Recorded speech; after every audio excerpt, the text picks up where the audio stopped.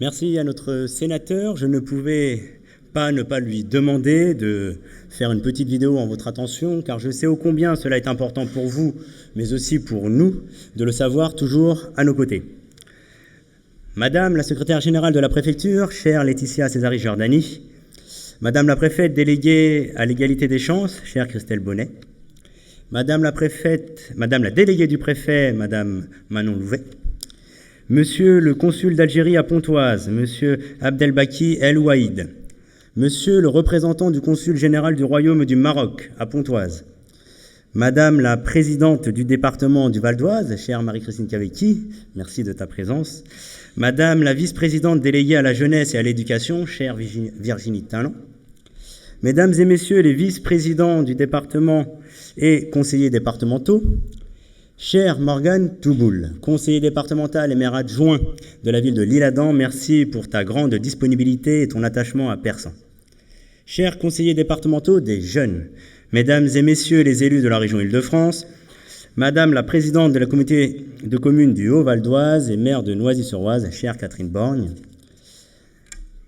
cher maire de la CCHVO, monsieur Joël Bouchez, maire de Mours, Madame Martine Legrand, maire de Nointel, Monsieur Jean-Michel Aparicio, maire de Beaumont-sur-Oise, Monsieur Stéphane Carteado, maire de Champagne-sur-Oise, Monsieur Olivier Anti, maire de Berne-sur-Oise, Monsieur Alain Garbe, maire de Bruyères-sur-Oise, Mesdames et Messieurs les représentants de la commune de Ronquerolles, Mesdames et Messieurs les maires élus des communes voisines, cher David Lazarus, maire de Chambly, merci d'être avec nous et merci pour la collaboration que nos deux villes entretiennent, Monsieur l'inspecteur de l'éducation nationale, Pierre Rivals, Madame la principale du collège Georges Brassens, Monsieur le proviseur du lycée Évariste Gallois, Mesdames et Messieurs les directeurs, enseignants et équipes pédagogiques des établissements persanais et de l'éducation nationale, Mesdames et Messieurs les représentants de la gendarmerie nationale, des pompiers et des corps constitués, Monsieur Thibault Plancard, commandant de la gendarmerie de l'Isle-Adam, Monsieur Jean-Michel Picot, capitaine de la gendarmerie de Persan, accompagné de son lieutenant Monsieur Yann Caffier, et Monsieur Foisy Kézanne, lieutenant des pompiers de Persan. Permettez-moi juste de faire une petite entorse au règlement. Je tiens à remercier ces deux entités, notamment le capitaine Picot et le lieutenant Kézanne de nos pompiers, qui prochainement vont nous quitter pour de nouvelles ouvertures et orientations. En tout cas, je tenais à vous remercier pour tout le travail fait sur notre collectivité et notre territoire, et je pense que nous pouvons les remercier en les applaudissant.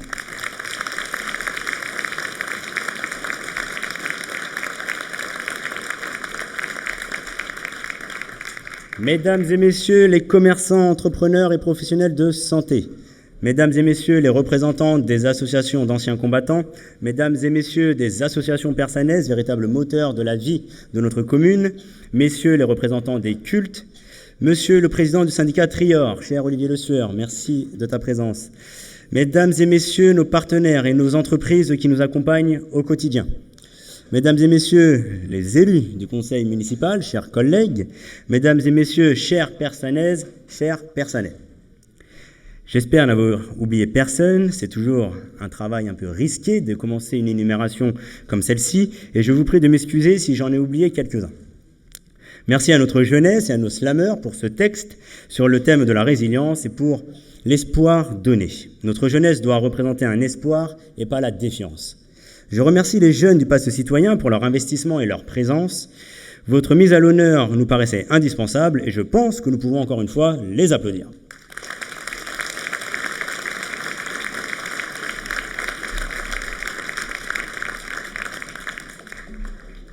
Je suis très heureux d'être parmi vous ce soir avec toute mon équipe. C'est un honneur de vous recevoir et de vous compter si nombreux. Il y a un an, je me tenais ici devant vous pour mes premiers vœux à la population en qualité de maire. Il y a un an, la majorité que je dirige et moi-même, nous sommes engagés auprès de vous sur un programme et des actions au service des Persanaises et des Persanais. Un an, cela peut paraître long, mais en même temps si court. Notamment en raison des événements exceptionnels que nous avons traversés fin juin 2023. Je parle bien sûr des violences urbaines que nous avons connues et affrontées, ainsi que leurs lourdes conséquences. Rassurez-vous, même si cette période a été difficile, notre engagement pour vous est resté sans faille et n'a fait que décupler nos forces, notre cohésion et notre détermination à vous servir. Il est temps maintenant pour moi de vous dresser un premier bilan de cette année écoulée et de vous évoquer nos réalisations, mais aussi nos questionnements, parfois nos doutes. Car diriger, c'est faire des choix souvent complexes, difficiles, mais nécessaires pour le bien commun. Sachez que ces choix ont toujours été réfléchis, toujours prononcés en faveur des Persannaises et des Persannais. C'est là notre force, notre détermination et notre engagement. Arrivé aux affaires, j'ai demandé à mon directeur général, ici présent, de réaliser un audit des services par un cabinet spécialisé afin de mettre en avant les forces et les faiblesses de notre administration. Cela nous a permis d'engager les recrutements indispensables, d'accompagner les agents en difficulté, mais aussi de faciliter la mobilité interne. Tous les postes clés de notre administration sont désormais pourvus. Ce temps de restructuration a été long, mais nécessaire à notre organisation, et notre organisation est en ordre de marche. Des agents territoriaux, des cadres confirmés nous ont rejoints. L'image de notre ville change, malgré ce contexte inédit. Certains n'étaient en poste que depuis quelques jours avant les émeutes. Je profite de cet instant pour remercier les agents de notre commune, pas seulement pour leur travail, mais aussi pour leur investissement et leur dévouement. Ils l'ont d'ailleurs prouvé dès le lendemain des violences en se réunissant devant l'hôtel de ville et en sauvant ceux qui pouvaient encore l'être. Certains ont été agressés physiquement et ont fait preuve d'un courage exceptionnel. Je tiens ici à les saluer.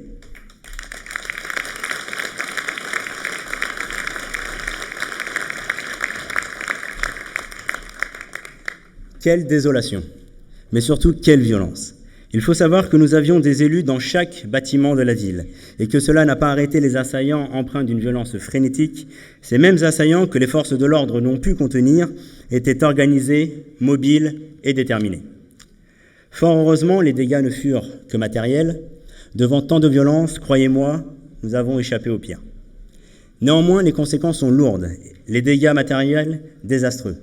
Plus d'hôtels de ville.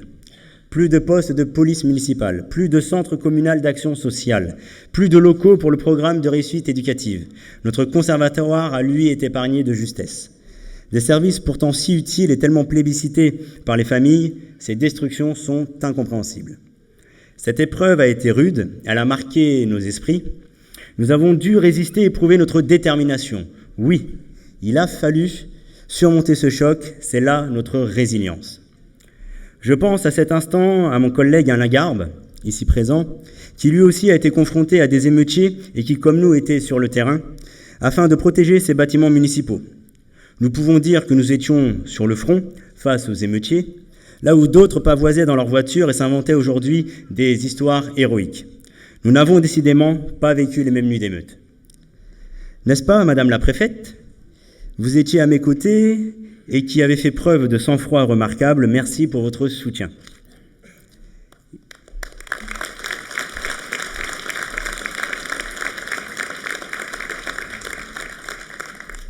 Il a fallu dans la nuit ne pas douter, réfléchir, s'adapter et s'organiser pour continuer à délivrer au personnel le service public attendu. Nous n'avions plus d'informatique, plus de téléphone, plus de mobilier, plus la possibilité de délivrer les actes d'état civil, de recevoir et d'accompagner les plus démunis. En à peine quelques jours, les services essentiels ont été réorganisés. Ici même, dans la salle Marcel Cachin, nous avons pu vous accueillir, vous renseigner, vous rassurer aussi. Mais également remettre les pièces d'identité à des jeunes qui passaient leur examen, délivrer des passeports aux familles qui devaient voyager. Je tiens à remercier les services de la préfecture pour le prêt de matériel mobile, ainsi que David Lazarus, maire de Chambly, de nous avoir accueillis afin de télétransmettre les actes administratifs et ainsi permettre la continuité de service. Merci aussi à tous ceux qui, dès les premiers instants, nous ont soutenus et ont su nous aider et nous proposer leur aide. Merci, cher Olivier, maire de Berne-sur-Oise, pour la mise à disposition de ton centre technique municipal. Merci, chère Catherine, maire de Noisy-sur-Oise et présidente de la CCHVO, d'avoir abrité le matériel de notre conservatoire. Et merci, cher Sébastien, maire de l'Isle-Adam, représenté ce soir par son adjoint, cher Morgane, pour la mise à disposition de matériel et d'agents dans la nuit afin de sécuriser nos bâtiments. Et puis, un merci tout particulier à mes élus, qui pendant plusieurs nuits étaient mobilisés à mes côtés, sur le terrain, faisant preuve de courage et de sang-froid. Je suis fier de mon équipe et ils méritent nos applaudissements.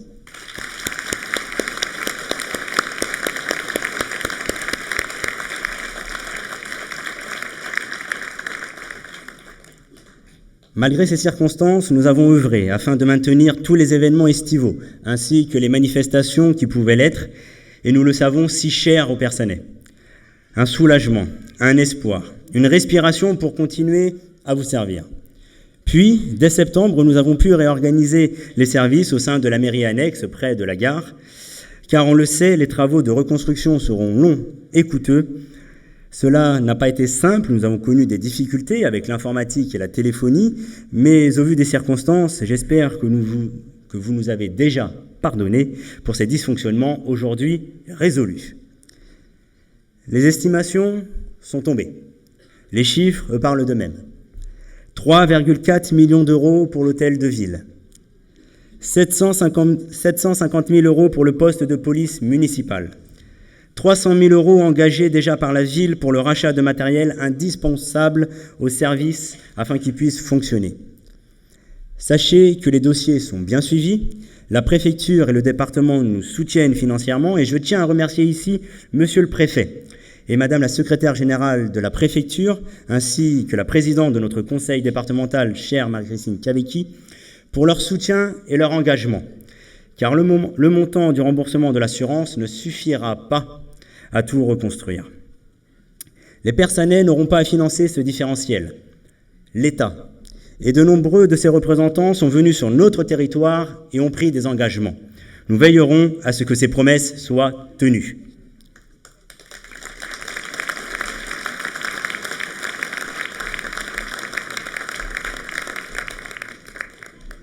Malgré ces événements, nous avons tenu nos engagements. À notre arrivée aux responsabilités, il y a un peu plus d'un an, je vous avais exposé les difficultés financières de notre ville. Car je souhaite être transparent avec vous afin de maintenir cette confiance réciproque. Sachez-le, nous avons fait face. L'année a été difficile, il m'a fallu faire preuve de prudence, de sobriété, mais aussi de persévérance au vu des circonstances, mais nous avons réussi. Je suis fier de vous annoncer que le compte de gestion qui sera présenté au conseil municipal est excédentaire, que la ville a pu augmenter sa capacité d'autofinancement et ses marges de manœuvre afin d'investir comme promis, et cela malgré un contexte économique difficile. Je tiens ici à remercier mes adjoints et mes directeurs pour leur bonne gestion car l'exercice n'a pas été simple. Nous avons subi une inflation déraisonnable, et les événements tragiques du début de l'été nous ont contraints à encore plus de rigueur, mais également à reporter certains projets en 2024. Laissez-moi vous donner 3 chiffres. Le résultat de l'exercice budgétaire 2023 est d'1,8 million d'euros, ce qui nous permet de produire une capacité d'autofinancement d'1,1 million d'euros, soit une capacité de désendettement réduite de 7 ans à 4 années et demie, quasiment la moitié. Chose promise, chose due.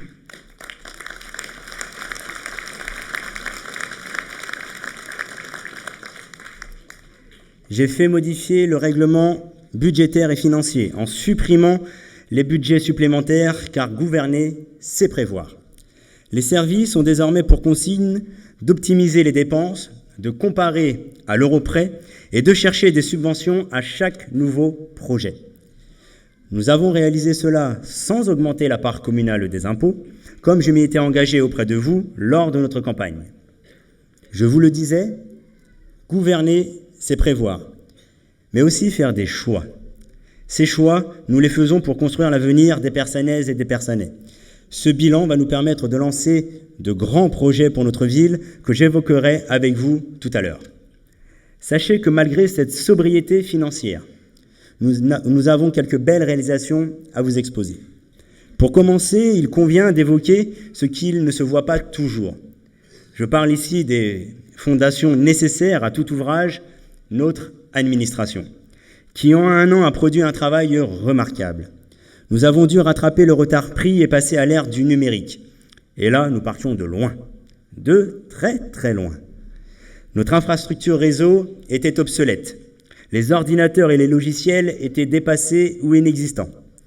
La modernisation de nos équipements a permis de revoir nos procédures pour ainsi prôner plus de dématérialisation, ce qui veut donc dire plus d'efficacité, moins d'argent dépensé et surtout engager une démarche vertueuse afin de faire un bon geste pour notre planète.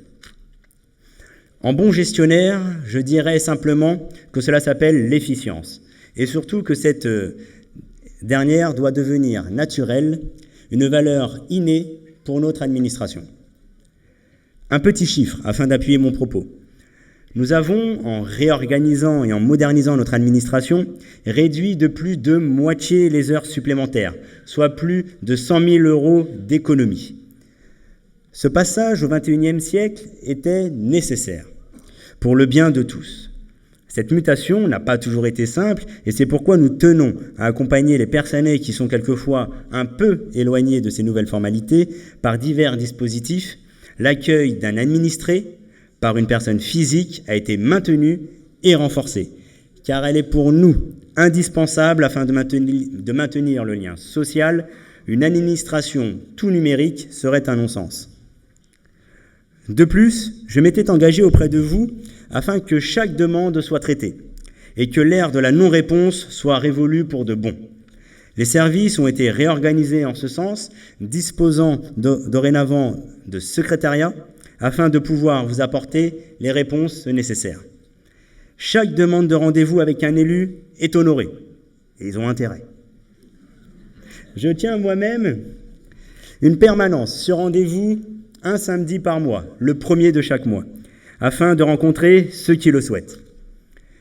Et tous les premiers dimanches du mois, nous sommes également présents sous la halle du marché afin de vous répondre à vos questions et recueillir vos doléances qui sont ensuite transmises aux services compétents. Être élu dans une commune, c'est être à proximité de ses administrés, de ses usagers et de leurs problèmes. C'est notre engagement et nous le tenons. Notre administration avait pris un retard considérable sur certains aspects juridiques, notamment en défaveur de nos agents. Pas de règlement intérieur à jour, des retards conséquents sur les avancements de grade et d'échelon, un système de primes qui n'était plus réglementaire, des formations obligatoires non dispensées et j'en passe. Aujourd'hui, tous ces points sont traités et à jour. Je prône une administration bienveillante envers les personnels. C'est pourquoi la première de mes exigences a été en faveur de mes agents, en leur apportant respect et considération, en répondant à mes obligations d'employeur. Je tiens ici à saluer l'engagement de nos agents qui ont su s'adapter à ces nombreux changements, car une administration ne sera bien traitante envers les usagers que si elle-même est bien traitée.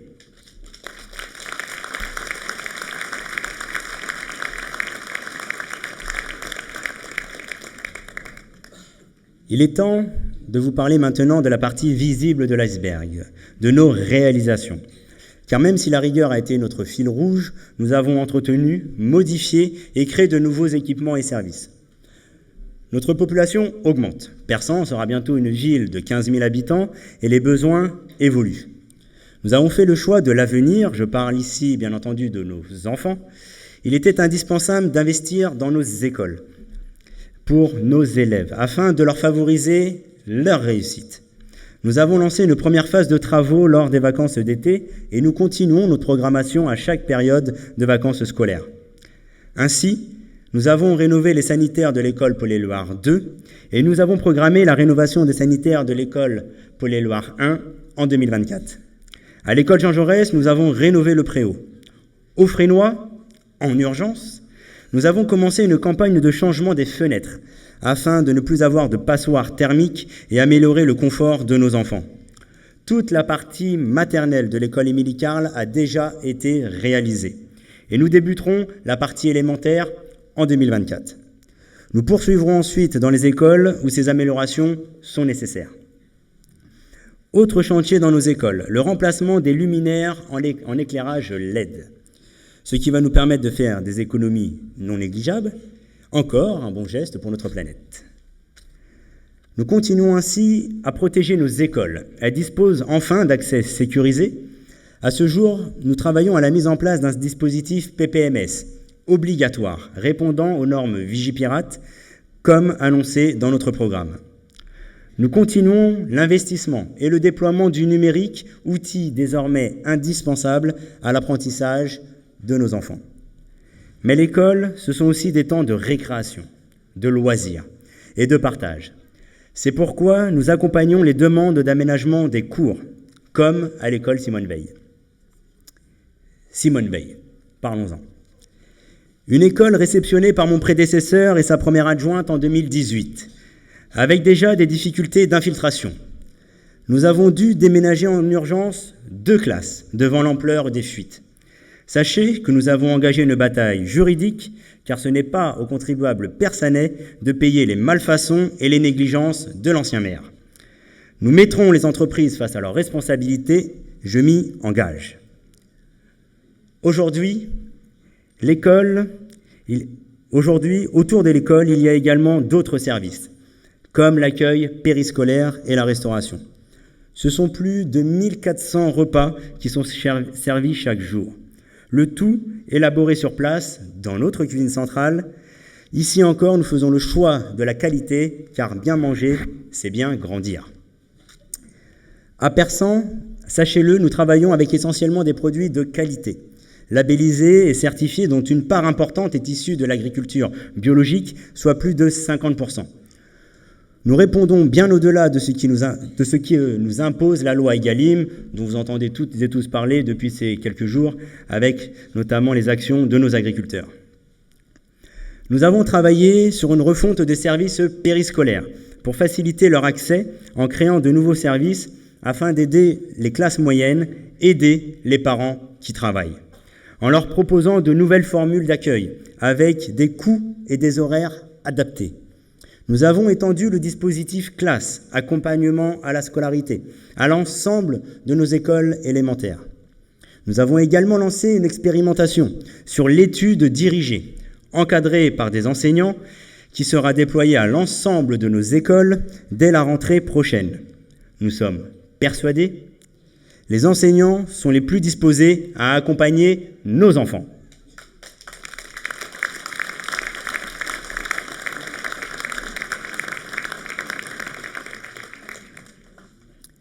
Pour nos jeunes, nous avons dédié un équipement dénommé la Boussole dans les locaux des anciens bains-douches et nous les avons dotés aussi d'un minibus. L'objectif de ce service est d'accompagner nos jeunes dans leur démarche en favorisant les actions éducatives et citoyennes, en les accompagnant vers l'autonomie, mais surtout vers l'emploi. L'équipe de professionnels qui les accueille crée du lien, une relation de confiance, afin de les accompagner et favoriser leur réussite. Le maillage d'une ville, c'est aussi le vivre ensemble. C'est pourquoi nous avons souhaité redynamiser notre territoire. Je parle ici de lieux de rencontre comme notre marché couvert, où un effort considérable a été réalisé afin de le rendre plus attractif. Nous avons travaillé avec notre prestataire afin qu'il soit mieux entretenu, plus propre, et que le règlement soit respecté. Nous avons encouragé l'installation aussi de nouveaux commerçants et développé des animations. Nous avons multiplié des moments de partage, des moments festifs, la fête de l'enfance, le carnaval ou encore la fête de juin ont été de véritables succès. Ces moments sont importants et favorisent le lien, des temps d'échange et de rencontres indispensables pour notre territoire. C'est dans cet instant que Persan retrouve sa fibre populaire. Notre ville est aussi solidaire et soucieuse du bien-être de nos seniors, qui n'ont pas été oubliés, nos baby-boomers si chers à nos cœurs, car aujourd'hui, être senior, c'est aussi vouloir être actif et partager du bon temps. Pour toutes ces raisons, nous avons transformé notre approche en laissant nos seniors s'investir et décider avec nous de leur choix, de leur activité et de leur sortie. Pour ainsi créer des temps festifs, à l'instar des après-midi dansants ou encore notre repas de fin d'année. Je sais que ces temps sont très appréciés, j'en suis heureux. Car votre présence est une source constante d'inspiration et de sagesse. Le partage de votre vécu doit inspirer notre jeunesse. Persan, c'est aussi une ville où le tissu associatif est très riche. De nombreux dirigeants et bénévoles qui œuvrent au quotidien pour transmettre une passion, un savoir et qui donnent de leur temps. Je tiens ici à vous remercier pour cet investissement sans faille. Sachez que vous êtes indispensables à notre maillage territorial et à la vie persanaise. Vous favorisez la découverte et le vivre ensemble et nous continuerons à vous soutenir. En parlant de sport, laissez-moi revenir sur un engagement que j'avais pris ici devant vous. La réhabilitation des vestiaires au Dino, chantier ubuesque de mon prédécesseur. Encore une fois, nous avons dû tout reprendre pour que le contribuable persanais ne soit pas le dindon de la farce. Il était hors de question pour notre majorité de réceptionner des vestiaires dans ces états. La liste des malfaçons était longue, problèmes d'évacuation, problèmes de cloison, d'une manière générale, des travaux bâclés. Nous avons dû trouver une solution afin de rattraper ce chantier désastreux, sans que cela ne coûte davantage aux habitants. Et c'est pour cela que j'ai engagé une procédure d'exécution aux frais et risques du titulaire défaillant. Mes services ont dû effectuer une mise en concurrence et sélectionner une entreprise pour reprendre les travaux du titulaire. Le paiement de ce rattrapage a ainsi pu être déduit de la facture globale du prestataire défaillant, soit plus de 70 000 €. Autre domaine d'envergure pour notre commune, la voirie et la propreté. L'entretien de nos routes et de nos trottoirs coûte extrêmement cher. Et le travail qui nous attend est gigantesque.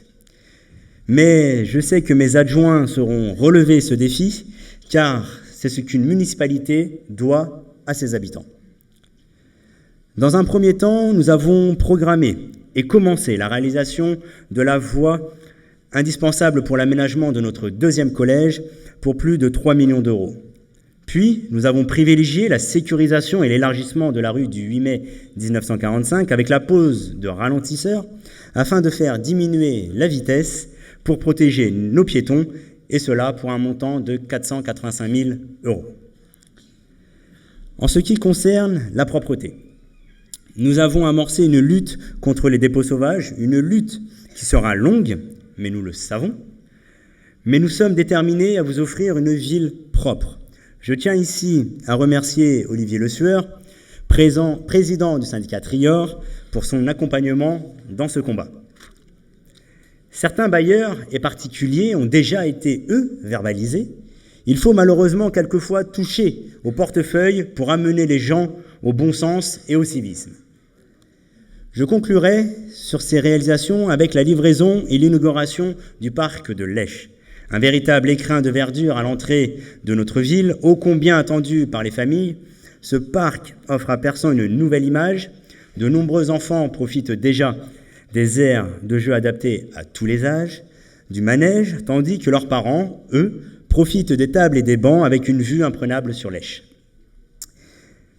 Il est temps à présent de se projeter vers l'avenir, car en 2024, de beaux projets nous attendent. Le département finance et construit un collège situé à l'entrée de la ville, qui accueillera plus de 600 élèves et permettra de décharger notre collège Georges Brassens. Ce nouveau collège accueillera aussi les élèves de Ronquerolles, car oui, à Persan, nous estimons que la mixité est une chance pour notre jeunesse.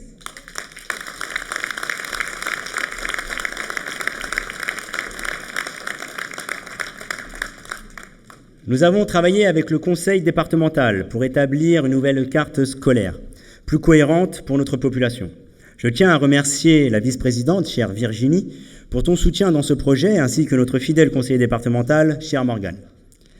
À proximité de ce collège, nous allons financer la création d'un complexe sportif, doté d'un gymnase, d'une piste d'athlétisme et d'un terrain de football pour un montant global de 13,9 millions d'euros. Ce gymnase comprendra une salle de sport polyvalente afin de pouvoir accueillir les diverses compétitions, mais aussi un dojo, une salle de boxe, ainsi qu'une salle pour les entraînements.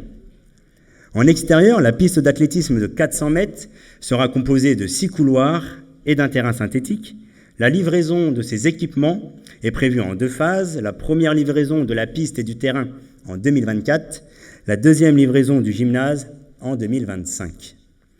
Je sais à quel point ces équipements sont attendus par nos sportifs et sachez que nous suivons ce dossier avec la plus grande attention. En 2024, nous engageons diverses études et travaux pour le service de la petite enfance.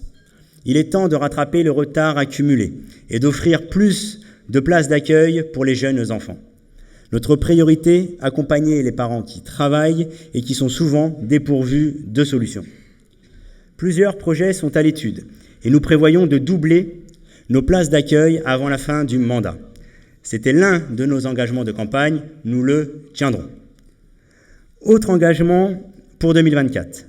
Nous allons poursuivre l'augmentation de l'effectif de notre police municipale, car nous souhaitons instaurer une police de proximité, une police qui veille à votre sécurité et à votre tranquillité 7 jours sur 7. Pour cela, nous travaillons actuellement à la reconstruction de notre réseau de vidéoprotection et du centre de supervision urbain, eux aussi anéantis pendant les émeutes. Déjà, plus de 100 000 € sont engagés par la ville pour ce dispositif. La sécurité est importante pour nos habitants, mais la santé aussi. Et ce domaine, vous vous en doutez, me préoccupe particulièrement. Pourtant, certains disaient que ce n'était pas l'une de nos priorités. Sachez que face à la désertification médicale, face aux besoins importants pour les Persanais, nous avons décidé d'investir 350 000 € au budget pour l'ouverture d'un pôle de santé pluridisciplinaire. Des contacts sont déjà pris avec des professionnels de santé et j'ai bon espoir que nous puissions convaincre et accueillir les praticiens prochainement.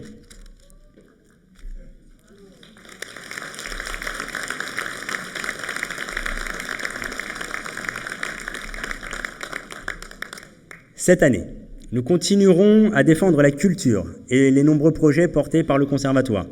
J'espère d'ailleurs que notre demande de classement en conservatoire à rayonnement départemental soit actée rapidement, ce qui serait un juste retour pour le travail mené depuis toutes ces années par notre directeur et ses équipes.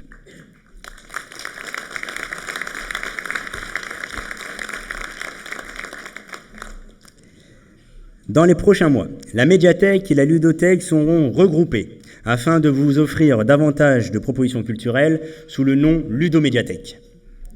Sur le volet politique de la ville, nous poursuivrons notre engagement auprès de l'État. Avec la signature d'un nouveau contrat de ville, nous comptons notamment sur l'engagement de la CCHVO sur ce dispositif.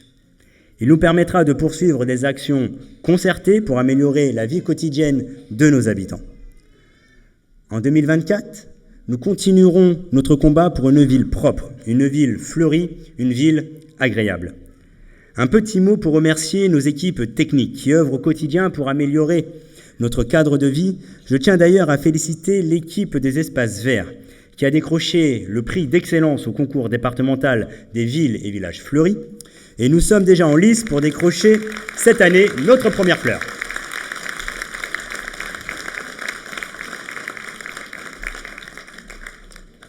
Restons un instant dans le cadre et dans le chapitre cadre de vie, avec l'aménagement et la végétalisation de la place du marché. Ce projet, je le sais, est très attendu à la fois par les commerçants, mais aussi par les consommateurs. Ce sera chose faite en 2024. En 2024, nous allons également travailler sur l'éclairage public. Je vous annonce, mesdames et messieurs, chers habitants, que nous lancerons cette année un schéma directeur d'aménagement lumière. Ce SDAL va définir les orientations et les priorités, ainsi qu'un plan pluriannuel d'investissement dans le domaine de l'éclairage urbain, trop longtemps mis de côté, pour ne pas dire abandonné.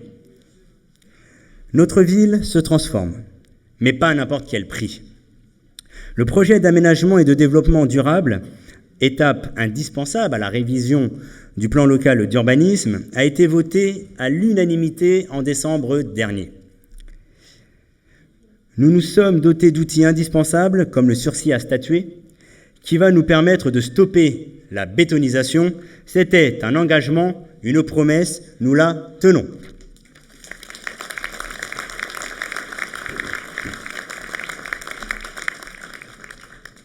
Quelques mots sur l'avis donné par la majorité lors du dernier conseil municipal, à propos du programme local de l'habitat 2023-2028. Ce PLH, porté par la communauté de communes du Haut-Val d'Oise, est une feuille de route de la politique locale, de l'habitat et de la programmation de logements sociaux pour les 6 prochaines années. Alors que ce projet prévoit la construction de nouveaux logements à caractère social à Persan, nous avons répondu non. Mon équipe et moi-même assumons cette position. Plutôt que de construire des logements sociaux, il faut accompagner les bailleurs dans l'amélioration de l'habitat et de la rénovation urbaine pour le bien de nos administrés.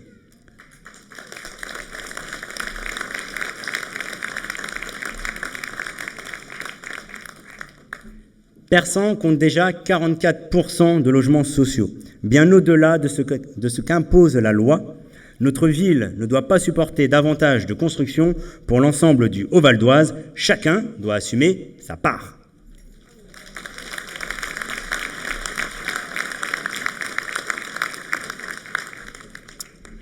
Notre ville évolue. Nous devons accompagner cette mutation et disposer des équipements dignes d'une ville de 15 000 habitants, digne de sa population, tout en veillant au juste équilibre financier. C'est notre feuille de route, notre engagement, le mandat que vous nous avez confié. Il est temps pour moi de conclure. Oh, j'entends ici vos soupirs de soulagement, et je vous en remercie. Mais il y a tant de dire pour Persan. Vous avez pu l'entendre dans mon propos, malgré les difficultés, malgré le contexte particulier, malgré les coups portés, malgré le choc, malgré l'héritage qui nous a été laissé, nous avançons. Nous nous battons. Nous nous relevons. Nous agissons et nous réussirons avec vous à transformer notre belle ville de Persan. C'est ça, mesdames et messieurs, notre définition de la résilience.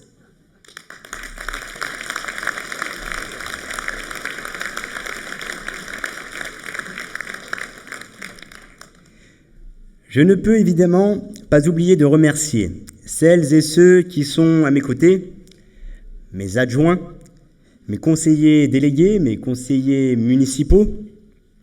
Sans eux, rien ne serait possible. Sans vous, chers collègues, chers amis, rien n'aurait été possible en 2023. Je sais que je vous en demande beaucoup, vous le savez. Je vais vous en demander encore plus pour 2024.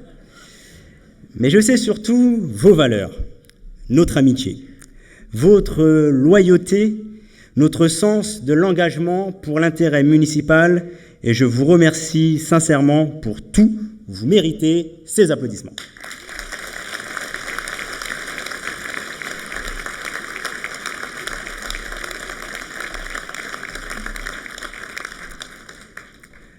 Cependant, les élus que nous sommes ne seraient rien sans leurs proches. Je tiens à les remercier également pour leur patience, leur tolérance aussi. Ils sont un soutien incroyable et ils l'ont encore plus été cet été. J'ai une pensée toute particulière, vous vous en doutez, pour ma femme qui ne peut être présente avec nous ce soir parce qu'elle est de garde ce soir, elle garde notre petit, qui partage cette aventure avec moi. Merci pour ton soutien indéfectible, ta patience, ton calme et surtout sa compréhension. Mesdames et messieurs, chers amis, c'est un réel plaisir d'être avec vous ce soir.